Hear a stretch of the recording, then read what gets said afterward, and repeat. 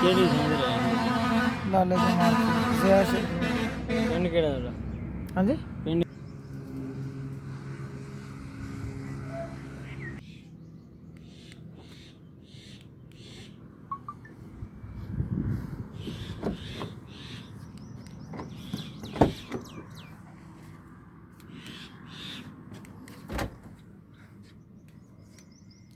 ਦੋ ਸੌ ਨਹੀਂ